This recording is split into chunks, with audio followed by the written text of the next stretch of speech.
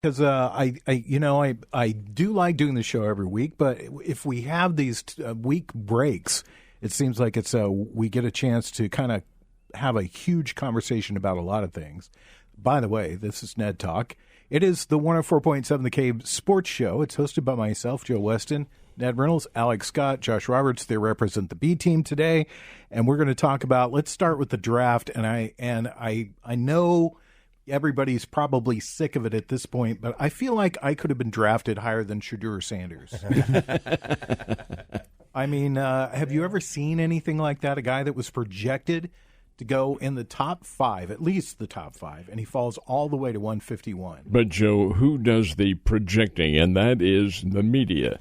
They get there and they go over all these circumstances and numbers and so forth. They don't talk to the scouts. And the scouts are the ones who obviously are making the decisions for their team. And Sanders falls into a category where there were other quarterbacks, although they were not big-name quarterbacks, except for one who went below him, Quinn Ewers at Texas. But the others, while they weren't big names, they were certainly functional. Jackson Dart of the New York Giants, and some of the others, kid from Louisville, flew under the radar. Pretty good, doggone good quarterback. Sanders is not the great all-star that everybody thinks he is. Yes, he was, I think, Big 12 Player of the Year and all that sort of thing, but this is kind of a down year for the Big 12. And he did not succeed in really projecting his team into a championship-level competition. They lost some big games. So I can understand why he would have fallen, because these teams are drafting to their needs, and a lot of them are already set at QB. But my question to you, going back, is have you ever seen anything along those lines where somebody, again, I know what you're saying, that, and I agree with you on this in this case, is that this is a lot of media hype about this, but there's experts behind this. I mean, Mel Kiper and some of the other people that do this. I mean, they do it for a living. It's true. And they were extraordinarily wrong. I've never seen anything like it. How about you? And Mel Kiper did his best to cover his backside, because all he did was gripe for 2 days on TV in the most unprofessional level of broadcasting I have ever been a part of. Every second of the game, or the show, was, well, he should have gone here, should have gone there. Give it up. He'll go when he goes. And yet Kiper, who I only hear once a year, and that's too much, is going on and on and on about all of it's nonsense, absolute nonsense. Well, one of the things that I found interesting, too, was that a lot of the pundits, Mel Kiper included, and a lot of the other ones, he's not alone in this, all gave Cleveland an A+ in the draft for getting him in the 5th round. Well, we'll see what happens. Time will certainly prove to be the dictatorial policy here. Yeah, we'll see. Yeah. I mean, I've just never seen anything like it, where somebody was projected to go so high, and they fell so far. But not like that, though. I mean, just falling so far. Not that I can remember. Let's talk about the aforementioned Mr. Ewers. Here's a kid who is University of Texas, Southeastern Conference, has his team number 1 in the country for a short time, and he's the quarterback, takes him to championship-level play in the toughest conference in America, and he falls to 7? Where's the outrage here? Well, I'm not outraged, and I agree with you. I think there's a lot of, wringing of hands in this particular instance, but I've never, in my memory of sports, I just don't remember anybody hyped that much, and I don't remember Ewers being picked in the top 20 in the first round by anybody. Well, it may not have been first round, but he certainly is. The guy started his career at Ohio State and goes to Texas. He certainly had the skill level, but again, it's what the teams need and what they're willing to spend. True, very true. Alec, I'm going to turn to you because your team, Pittsburgh Steelers, looking for a quarterback, and you said before the draft began, boy, I'd sure like it if Shedeur Sanders fell to Pittsburgh. He fell to Pittsburgh 4 times. It's like over and over again. And they kept going, no, thank you. Yeah, they made their feelings clear. And, I don't know if Shedeur Sanders, what his future will hold. He could very well likely pan out. He might not. The Raiders felt great picking Jamarcus Russell. That didn't pan out. And for every Jamarcus Russell, you take a Peyton Manning at number 1. So it's time will tell. But for a team that is quarterback needy, my feelings with Pittsburgh was I don't care who you take, you're dead in the water until you get the quarterback. And it's not a fun position to be in, but you have to try and get them until you get it right. And now they take Will Howard out of Ohio State in the 6th round, who had a very good year, but that's at Ohio State. And when you're at Ohio State, you're throwing to 3 NFL receivers, you're being blocked by an NFL offensive line, and you have a defense covering you that probably has 4 or 5 NFL players on it. So while his numbers looked great, a lot of Ohio State quarterbacks' numbers look great, and they don't all translate. So but prior to that, he was K-State, and he was pretty good with them, too. Yeah, and so I'm excited they got a guy. The Aaron Rodgers saga will continue for Pittsburgh because it seems to be either that or bust while they wait and see. But, I felt Shedeur was, he's getting a lot of the attention. He's very accurate. He played behind a horrible offensive line with 0 run game in Colorado and still managed to put up good numbers. And stuff like that can translate to the NFL. I feel like, you look at college guys who play like Will Howard in Ohio State playing behind in a very prime setup, and maybe the numbers look better. But then you think of the guys, Josh Allen played football in Wyoming and was throwing to not NFL talent behind a not NFL offensive line, playing against not a ton of NFL competition, but still making it work.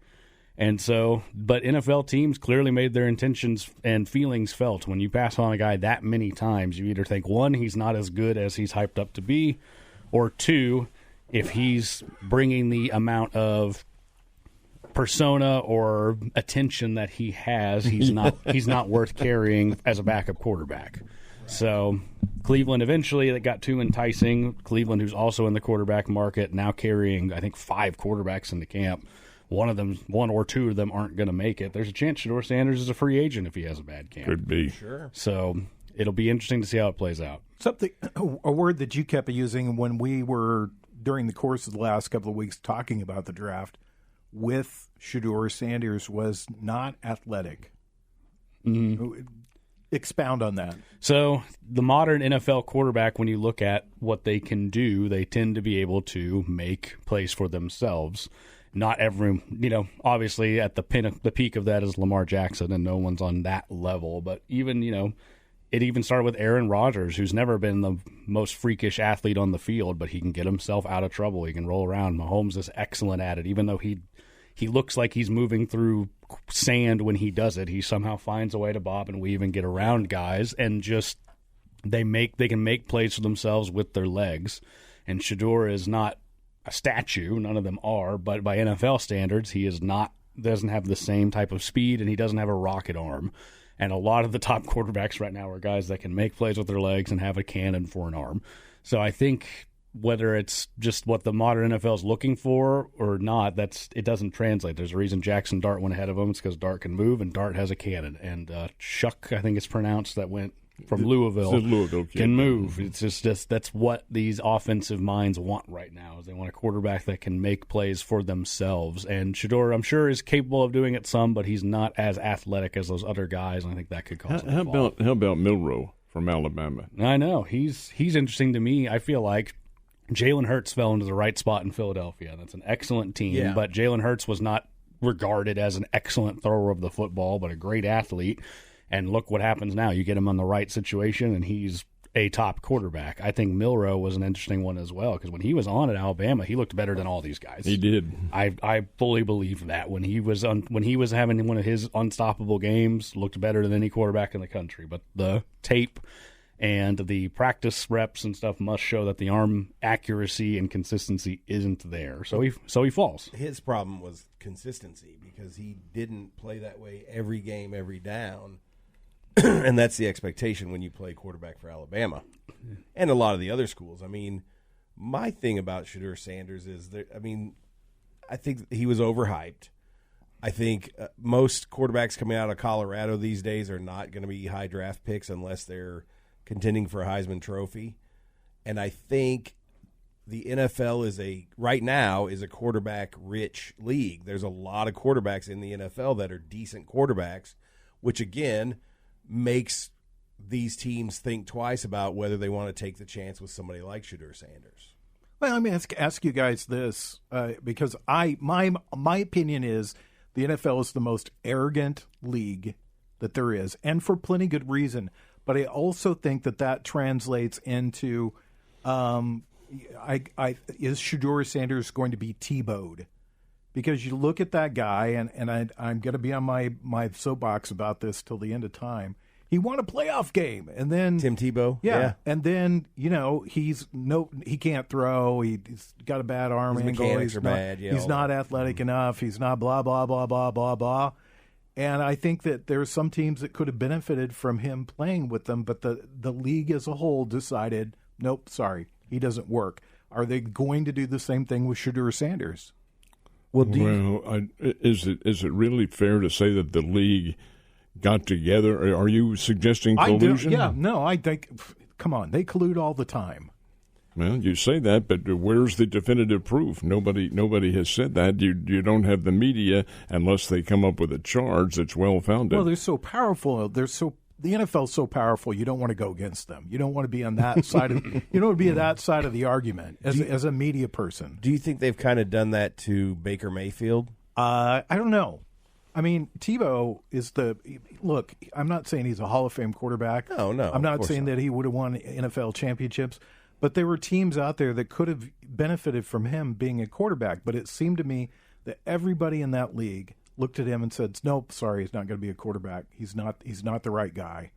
And I think, is this the same situation with Shedeur Sanders? That they all kind of looked at him and said, or have they all kind of colluded and said, and look, whatever you want to call that being, everybody said, look, this guy came in, he was an ass when he did his interviews. Let's just teach him a lesson. I think he is a big personality, but I think a lot of it can translate to what they put on film as well, because a year ago, a lot of these similar storylines were coming out about Caleb Williams saying, oh, he wants to choose where he's going to play. He's a little bit of this.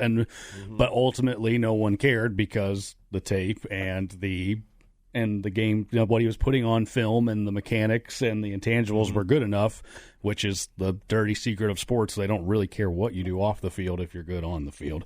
So, and that goes to personality, criminal activity. They will overlook most things if you're good enough. So clearly what it tells me is that there's a bit of a combination of big personality in Shedeur Sanders, whose tape maybe doesn't quite measure up, and if you're drafting him to be a potential backup, that's going to be a whirlwind of media attention. That's going to be a lot of scrutiny for not playing him if you don't think he's even good enough to be your starter, it's not worth handling. Now, if you thought he was the next big thing at quarterback, any team would deal with it because he's winning you games. So I heard going up to the draft that one NFL coach said it was the worst interview that they've ever sat through with a college player, that it was just awful.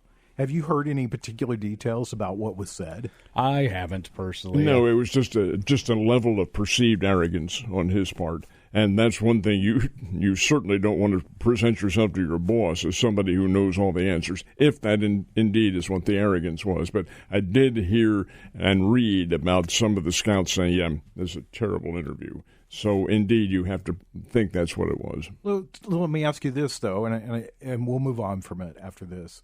Do you think that that's what caused such a precipitous drop, that maybe he would have been drafted a little bit higher if he went in and said, hey, I'm here to do whatever I can and just want to help this team win, instead of going in and saying, I'm going to be the face of the franchise. I want to start the first season, Probably would have helped, but would it have boosted him? Look, these guys are drafted on the level of talent that these scouts, and these guys are pros. They know what to look for. Look at it in baseball. Thus and such and so and so, whoa, what a star player he was, and nothing happens to him. And yet somebody from down in the country somewhere comes along and succeeds. It's what they look for, and these are intangibles that frequently we don't know anything about, that figure into not just baseball, but football, basketball, all of them. And it isn't always physical. Some of it is mental, and some of it's your approach. I don't think it's fair to say that he would have risen or dropped depending on that, but it is what it is, and he's number 5. I was just going to say, I do think that part of what they look at when they're looking at young players is humility and how they think they're going to get along with their teammates. I mean, it's a team game. No matter how much the individual talent of players comes into play. If you're a bad teammate, eventually you're out. And that's what's happened with point. Russell Wilson. That's what's happened with a lot of players because, I feel like that's Aaron Rodgers' problem too. He's not a good teammate anymore. Just case in point is University of Colorado. They've decided to retire Shedeur Sanders' number. Did you see the outreach from the alums who had played out there, the hundreds of football players who were Colorado buffs, some of whom were big stars? What on earth are you doing retiring his number and not ours? Yeah. You've got to have a pretty good relationship. So I think that does factor in. If they're looking at a player and that player has this arrogance about them and they're like, well, this is going to be a problem because he's not going to be coachable to the point that we need him to be. He's not going to be a team player the way we need him to be. Maybe we should just pass. And especially at the quarterback position, fair or unfair, they get higher scrutiny, they get more credit, they get more blame. Exactly. And if you're the starting quarterback of your team, I personally believe they can say there's a vote, but you're getting a captain patch thrown on your jersey, whether the players voted for you or not, because that's what the team's going to do. You are the face of the team, you are the advocate, and if you can get away with a wide receiver who's maybe a little more me persona than we persona, but they're going to be judging it harsher when it comes to the quarterback position. I agree. Ned Talk on 104.7 The Cave. We're local. We're live. We're all sitting here breathing. I think we are. You still breathing, Ned? At my age, there's always some question about that. Holding up a mirror to my mouth just to be sure. And we're talking about sports. We're talking about the NFL draft. There was very little surprise in the first two picks, Cam Ward and Travis Hunter, both went in the 1 and 2 spots. Anything else strike you about this draft? I'm going to start with you, Alec, because I was interested to read an article with Mike Tomlin, being a Steelers fan that you are, that he said we didn't want to draft a quarterback really in the draft because we know who we want. We want Aaron Rodgers. I guess I haven't seen that article. I know he said we're going into camp with 4 quarterbacks and all options are on the table. And at the time he said that, they had 2. And they picked up Will Howard in the draft. Number 4 remains to be determined, whether that's Rodgers or a free agent. Don't know. What I do know is they had Derrick Henry run all over them in their playoff loss, and it seems that what they want to address is the trenches, and they've been doing that on the offensive side, and then they did that in the draft on the defensive side. They went defensive lineman in the top. Really sad story with Pittsburgh's first pick, whose mother passed away within hours of him getting picked. She was in the hospital at the time. He got to go see her and say goodbye. So that's a very bittersweet night for him. So hoping he has nothing but success here going forward. Obviously Shedeur Sanders ate up all the attention in the draft, but it was a draft for a lot of unsexy positions. It was very deep on the interior defensive line, which, it was very deep with some offensive linemen as well. And it's one of those things where I equate drafting one of those guys to like eating your vegetables. You're never going to get super excited about it, but it's really good for you. And you need them. And you need them. Whenever you you want that big play wide receiver, but when you draft take New England, who was picking high, and they pick a left tackle, that's not as splashy as Travis Hunter, but if that guy keeps Drake May safe for a decade, that was the best pick, period. Right. It was like when the Bengals could have drafted Jamar Chase or Penei Sewell, and at this point in time, it doesn't look like there was a wrong answer because both those guys are arguably the best at what they do in the NFL right now. But it's like you take the protection, you take the weapon. So there was a lot of line play in this draft that was good. A lot of running backs. I'll be curious to see. I'm interested to see how Saquon Barkley's year and Derrick Henry's year coming off as free agency and really helping their teams, if we maybe start seeing a skew back to valuing the running back position. I think Saquon Barkley really has a major impact on how running backs are perceived in the NFL. We tend to think it's a passing league, and it is. We don't tend to think that way. It is a passing league. But there is a place for good running backs, and I think the kid the Chiefs take in the 7th round from Southern Methodist is probably going to be a good one. You talk about how the public perceives it. I found this to be extremely interesting. The TV ratings on the National Football League draft went on for 3 days. It totals 7 million viewers. Okay, that's not a huge number, but it's 7 million over 3 days. Saturday's telecast, which started at noontime and went for was it 5 minutes between rounds, or is it less than that? It might be 4 minutes between picks by the by that point. That drew 4 million. There were 600,000 one night, 600,000 for another night, and 4 million on Saturday. 2 reasons. Number one, it went quick. It's fast. There's no delay. And number 2, curiosity about Shedeur Sanders and where he would pick. Yeah. And that's what it resulted in. I think it's really interesting that 2 of the biggest stories of the whole draft were a guy that went in the 5th round and a guy who has not played very well in his NFL career towards the end here, but still hasn't signed with anybody and is just hanging out, waiting to see what happens. When we come back, we'll talk about the Chiefs portion of the draft. It's Ned Talk on 104.7 The Cave.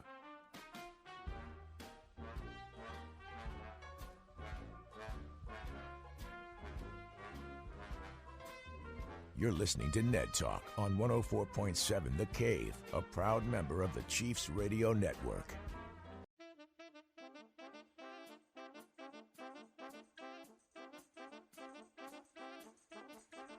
Back to Ned Talk on 104.7 The Cave, a proud member of the Chiefs Radio Network. Just 4 guys hanging around in the studio with our clothes on, by the way. Doing Ned Talk. It's a local live sports broadcast. I know people probably thinking about stuff like that. Speak for yourself. Dear God, no. Yeah, but there's people out there that probably are, thinking about things like that. Ned Talk. Ned Reynolds naked.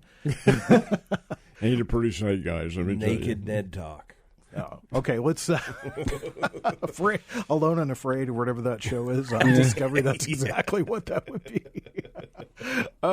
Let's talk about before we get in too much trouble, let's talk about the Chiefs draft. They took Josh Simmons in the 1st round. Ned, what do you know about him? Well, he's a good ball player, very, very good ball player when healthy, and that health is a consideration because he did have a knee injury suffered in the Oregon-Ohio State game, which Ohio State lost by 1 point, 32-31. Didn't play the rest of the year. It was a patellar tendon injury, and he is now recovering, and evidently the doctors have given him full blessings to go ahead and get ready for the opening of fall camp, although he may not be 100% by then. Still, nonetheless, Simmons is going to be a good player. He's, 6'5" and about 320, somewhere around there, and considered to be very quick. He's obviously drafted with the burden on his shoulders of protecting Mr. Mahomes. But they also have Jalen Moore on the team, the guy they got from San Francisco, who is also very highly considered.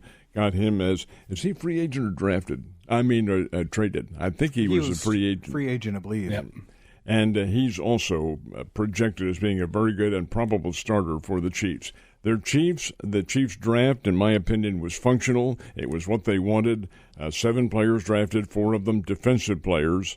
And I think that's where the perception of what Kansas City scouts felt and front office felt the need of the team was to improve their defense, get it a whole lot tighter. And that's what they did with the individuals, or at least they hope they've done.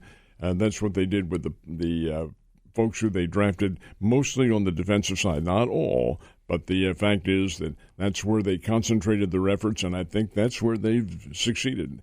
Again, not a flashy one, not a headline circumstance, but by the same token, what they needed. I was going over the draft. I'm not as well versed in college football as our Josh Roberts. He's our college football expert. Of course, Ned's an expert on all sports. Yeah. But from what I'm reading, just a couple of nice guys taken in the 2nd and 3rd round. Omar Norman Lott, defensive tackle from Tennessee, and then they got Ashton Gillette, I think is how you say that, defensive end from Louisville, and they just felt like, having those bodies for the trenches is really going to be important for them in the coming season. And I think Alec and Josh would agree, the Chiefs draft for depth. They're not drafting for frontline players as such. They will ultimately be frontline players, but depth is what they need. Yeah, and you look at the model that just hurt Kansas City in the Super Bowl. We saw the pressure that Mahomes was under, so we all thought step one was to solidify the offensive line. They're attempting to do that. And Philadelphia had a buzzsaw of a defense with its greatest strength, in my opinion, being the depth of their defensive line. And the pass rush can be relentless for 60 minutes because they can put out 7 to 8 bodies that can get after the quarterback. So Kansas City adds a couple pieces there as well. And, with an eye on the future, Travis Kelce, won't he retire was the big headline. But Chris Jones is not young, and he has had a nagging groin injury for years. And they you have to imagine that front office has it in their minds that it could be at any time when that maybe slows down, and that's the biggest piece on that defense. So you start trying to get more depth on the D-line to help with that too. Wait a minute. You and Chris Jones are about the same age. Well, I'm young in my world. But yeah, I'm the youngest man in my office, but Chris Jones is the old man. That's what I'm going to start saying around the office. Well, Alex getting kind of old. Getting long in the tooth. I need to find somebody to replace him here. Then they took in the third round, the Chiefs took another cornerback, again adding depth to that. Sure. To that defensive secondary. You know, you hit it right on the head, Alec, and I think Ned touched on this before too, that it's just not a sexy draft, but they're the kind of things that pay off for a team that expects to compete for a Super Bowl again next year. Exactly. So were you surprised at any point that the Chiefs did take a couple of offensive players late? Jalen Royals from Utah State as a wide receiver, and then you mentioned earlier he's the running back from SMU. I can't comment on it because I don't know who these guys are. I don't know what they bring to the table, but evidently the Chiefs do, and they made. Hey, you have to understand, drafting in the NFL, it's only 7 rounds. Yeah. You're drafting the best players. You're not about to waste any draft on anybody. They used to when it was 20 and 25 and 30 rounds and things like that. You could maybe get an honorary pick somewhere. Not now. These guys are costing money, and they are very important cogs in what your team is going to be comprised of, not only this season, but as the years go on. Well, where did the Chiefs take Tyreek Hill? And when they drafted him, he was third round. Projected higher, but he hit a woman. So right. Well, looking at this Jalen Royals guy, one of the things that they were saying was that he could possibly have a big impact on the team as a punt or kick returner in the 2025 season. Yeah. And I think that's important for the Chiefs because you look at sometimes when you're throwing a guy like Xavier Worthy or Rashee Rice back there and you see them returning a kick, that's where those guys like that get hurt. And and not to put somebody out there to be expendable, but somebody less valuable to your team to start with. And who knows, maybe you could turn into somebody like. Well, do you remember last year when he wasn't a draftee, he was a free agent signee, the Chiefs brought in a rugby player? Yeah. And he was given a chance because what he was going to be doing was returning the kicks, which is an altogether different level now because of what they do and how they return it. And a punt returner as well. Although rugby players are used to that kind of a scrum. Kid didn't make the team, but by the same token, I thought it was, indicative of what the concept is of what the athlete should do. If they're looking for a returner, I don't think Kadarius Toney's on a team right now. They won 2 Super Bowls with him. They lost 1 without him. Come on. I know the secret sauce. What? Then Pittsburgh can have him. Oh, no, it's not our secret sauce. It's Kansas City. The Chiefs' secret sauce. So, Josh, what did you think of it? I mean, as we were talking before the show began, what's your overall take on the Chiefs draft? I think they did. I think most of the picks are the ones that were the right picks for what they needed. I was kind of surprised that they took a running back towards the end there and a linebacker because I felt like they probably don't need much depth there, but maybe I'm wrong. I think they probably, in my opinion, the only thing I would have said is they probably should have taken another offensive lineman later in the draft. But they didn't because, like what Ned was saying, they got the guy from San Francisco. And so, yeah, I mean, I was happy. I think they did what they needed to do. They are drafting for depth. And so that's going to minimize injuries to the starters, especially on defense. If you've got these guys ready to rotate in and out a few plays every so often, it keeps everybody healthier, and as long as they get a stronger offensive line, that was their only Achilles heel this year. I admitted as the Sanders drama went on, I thought, gosh, wouldn't it be funny if the Chiefs drafted him and then just said, yeah, we're going to turn him into a free safety or something like that. Sure. just to see what happened. What do you think about the top 2 picks, Travis Hunter and Cam Ward? What do I think of what they do? Yeah, they're solid players. Cam Ward's a very interesting story because he came from nowhere. Nobody was even familiar with him at all. Transferred to Miami from one of the schools in Texas, and he had been good but not great. Well, he suddenly emerges, and I think that's testimony to how these youngsters can mature and develop their games under pretty good coaching.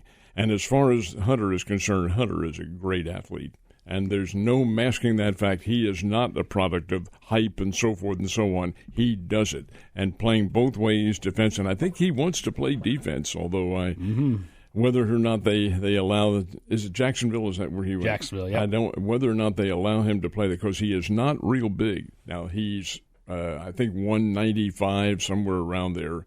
And those guys, those cornerbacks and defensive backs, take a hell of a beating back there, whether or not he can do that or whether or not he's more valuable as a receiver. But whatever it is, he is a doggone good ball player. Sorry, Joe. He's an example to me. You know, we talk about Shedeur Sanders' bad interviews and maybe big persona and ego and how it affected his draft. Travis Hunter was saying, if you don't let me play both sides of the ball, don't even bother drafting me. I don't want to play for you. Yeah. I want to do both. And what happens? He goes number 2. And the reason is because he was regarded across the board, it seemed, as the most talented player in this draft. Cam Ward went 1 because he's a quarterback. Travis Hunter went 2 because he's the best player in the draft. He will try and play both sides of the ball. Jacksonville gave up quite a bit to Cleveland to move up into that number 2 spot to go get him, because most people had projected that Cleveland was going to take him at 2 because he was the best player in the draft. Jacksonville decided to jump up there. They now have Brian Thomas Jr., who had an excellent rookie year receiver out of LSU, and then they have Travis Hunter alongside him, which is a good spot because now Hunter isn't being drafted to be the number 1 wide receiver. So he can maybe minor in wide receiver while he majors in cornerback, and they can get the full scope of his talent. Whether his body can maintain it at the NFL remains to be seen, but it's exciting to see someone try. When we come back, we'll talk about playoffs. Are we talking about playoffs? Playoffs! We're talking about playoffs. When we come back, Ned Talk on 104.7 The Cave. You're listening to Ned Talk on 104.7 The Cave, a proud member of the Chiefs Radio Network.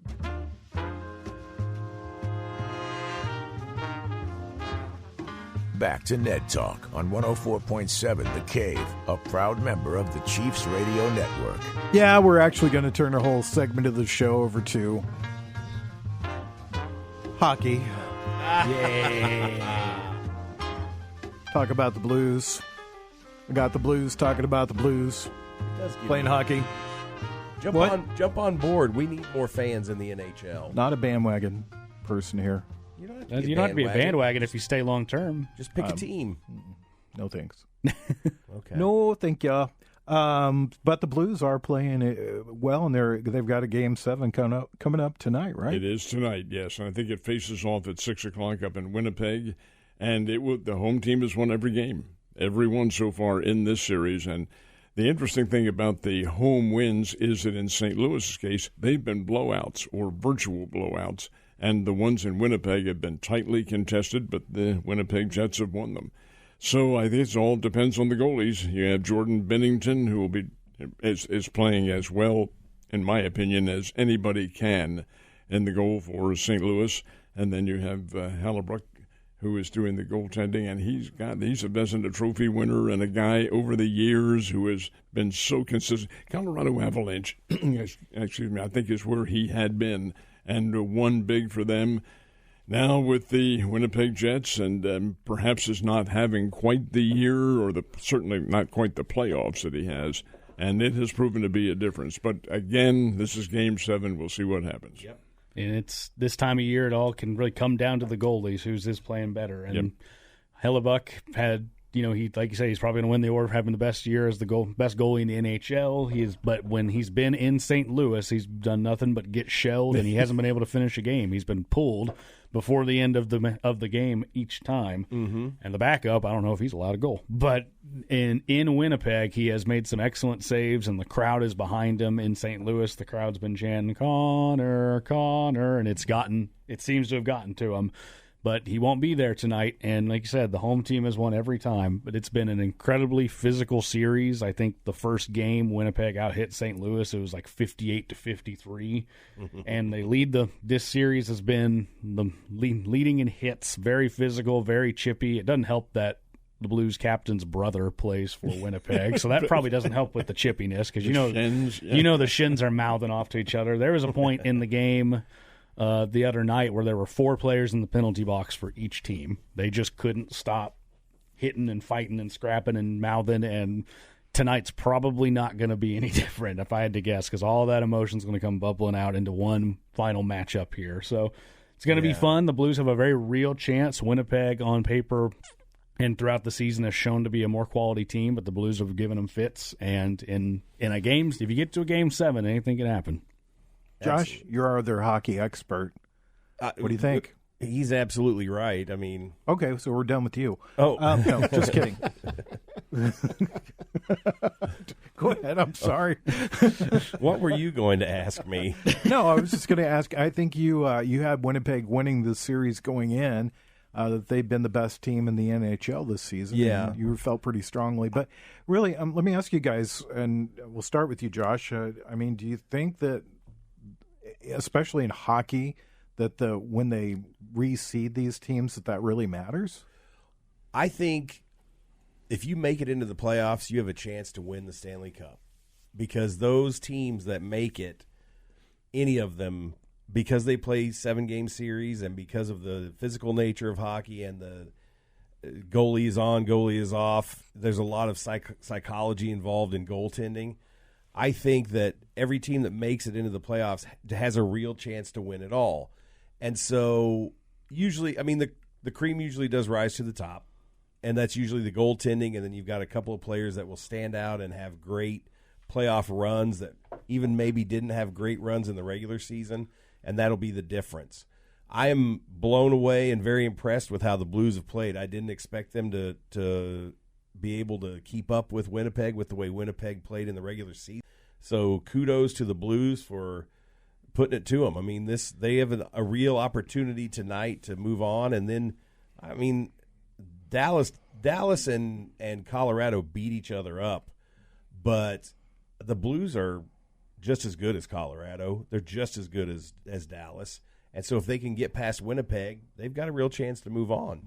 Let me ask you guys this too. A few years ago, there seemed to be a story that was going around that the dominance of the Canadian teams was over in the NHL, but this was kind of a banner year for the Canadian teams because Winnipeg's in and still has a chance to advance.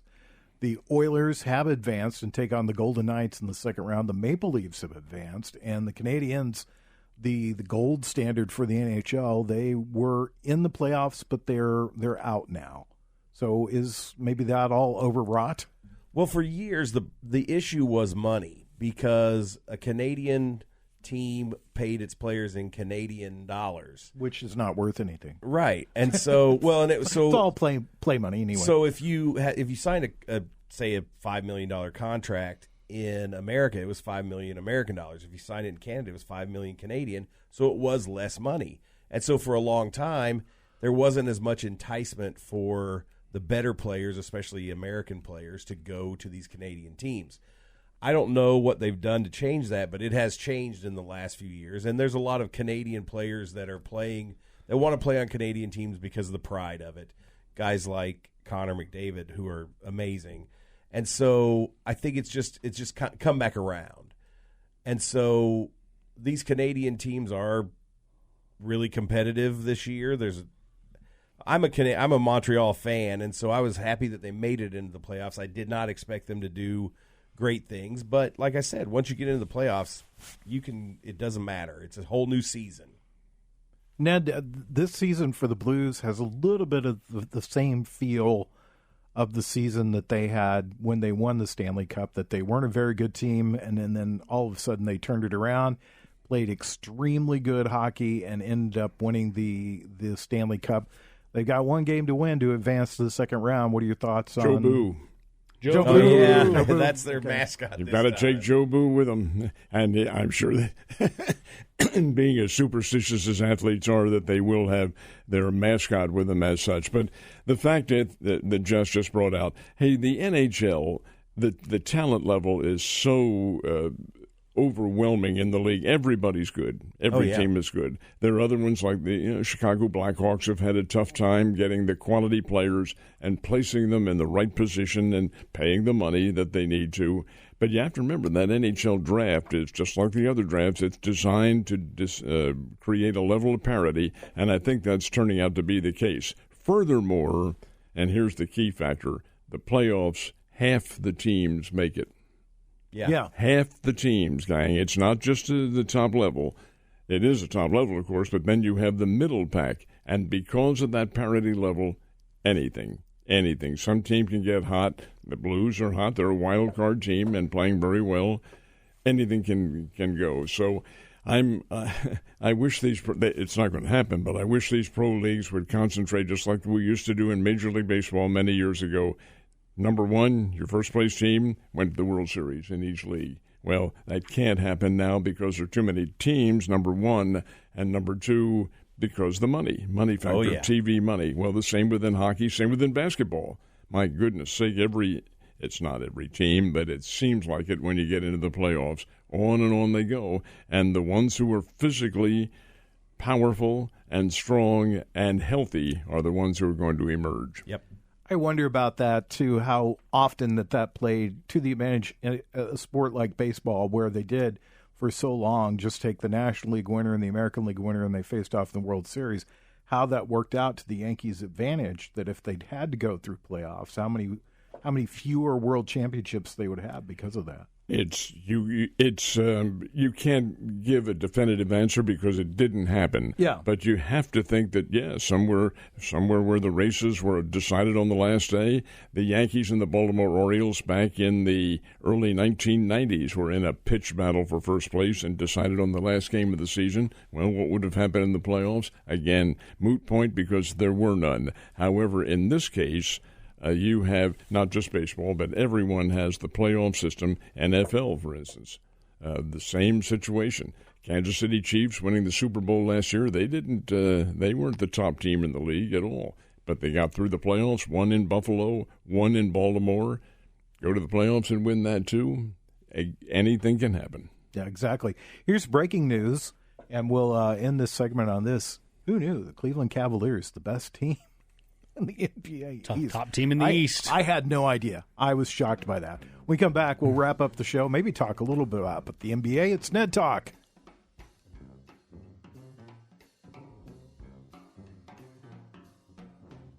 You're listening to Ned Talk on 104.7 The Cave, a proud member of the Chiefs Radio Network. Back to Ned Talk on 104.7 The Cave, a proud member of the Chiefs Radio Network. Ned, I Sir. did exactly the old phrase, I buried the lead today because I didn't mention that Midwest Family Broadcasting, has re-signed our contract to be the home of the Kansas City Chiefs in Southwest Missouri, on the radio right here at 104.7 The Cave. It's another 5 years. What is the Awesome. What's the date now that it expires? I think it's 2030, is it not? Yes, I believe it is, yeah.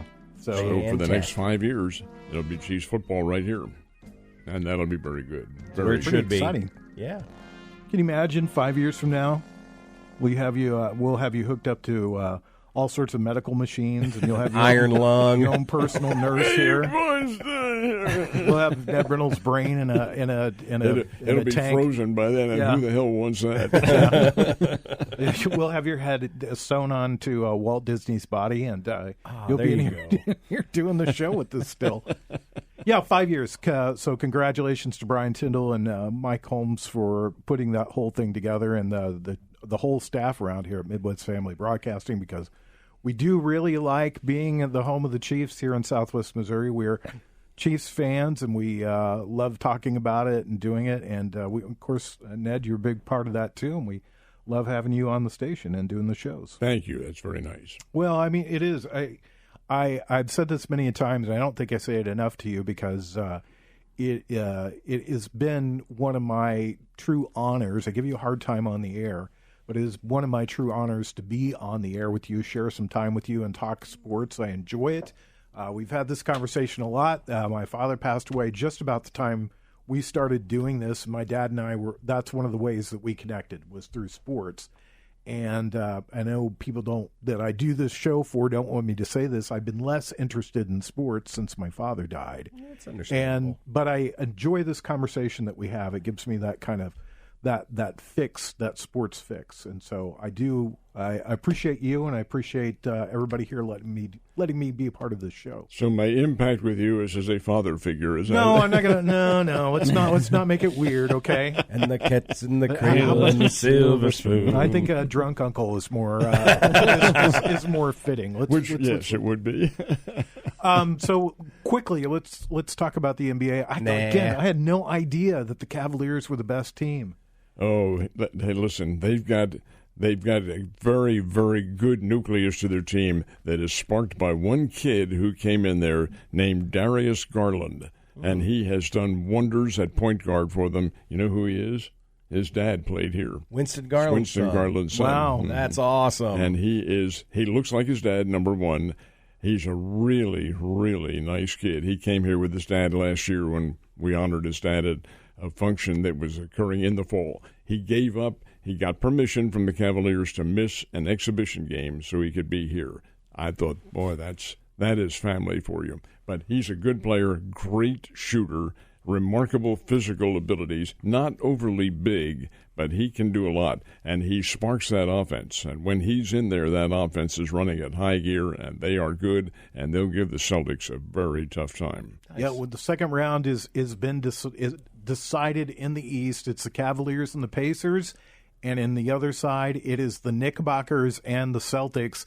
We have one game to decide who's going to go in the West side. The Thunder and the Nuggets are going in the second round, and Timberwolves, Rockets, Warriors. Who you got? I tell you, where are they playing the game? Golden State? Houston. Houston. No, Yeah. I think Houston wins. I think that's a home court advantage. I say never bet against Curry. I'm in that same boat. I bet Curry drops at least 40 tonight. Well, and they got Jimmy Butler too. Yeah, and he's been a solid presence for them. That is an older team in Golden State trying to hang on to that prime era they were in. They are not the Golden State when Kevin Durant was there and they won all those titles, but they're still very dangerous. Steph Curry is still the best shooter in basketball. What's Draymond Green, though? The biggest thug in basketball? It's like he's your enforcer. He's just a guy who runs his mouth too much. Oh, yeah. He doesn't make hard fouls, but if you look at all the great teams in NBA history, they had a guy like that. They had an enforcer. Bill Laimbeer, probably the greatest. Dennis Rodman was an enforcer. Kevin McHale. You're all way too young to remember Jungle Jim Luskatoff of the Boston Celtics. You just made that up. No. He was their hatchet man. When the Celtics needed somebody underneath to enforce, this guy, he played at Oregon or Oregon State, one of them. Great big son of a gun, not a great basketball player. But he proved his worth when he was out there because he manhandled people. Fouled out all the time, but that's all right. That was his job. That was his job, yeah. All right. What are you going to do this afternoon, Ned? Well, having a function I have to go to, not have to, but I'm going to later on this afternoon, and then probably watch a little bit of the Blues tonight, if not the Cardinals. Okay, next question for you. How many mint juleps did you drink yesterday? 2. Okay. But there was some preliminary ones before.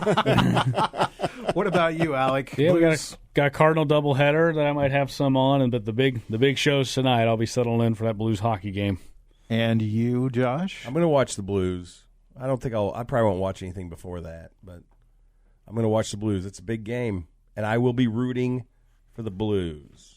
We appreciate it. Jobu appreciates it. Just to show my support for all you guys and the Blues out there, I'm going to watch the Blues tonight. Lady Sings the Blues. Great film with Richard Pryor. That is great. I'll be watching that. Thanks, you guys. We'll see you in 2 weeks. We're taking a week off because, well, it's Mother's Day next week, and so we're going to celebrate that. But we'll be back in 2 weeks. It's Ned Talk right here, 104.7 The Cave. Thank you, Brian Tyndall. Thank you, Mike the intern. Thank you, Corbin Campbell, the mad engineer, and Nick Fury. We'll see you guys in 2.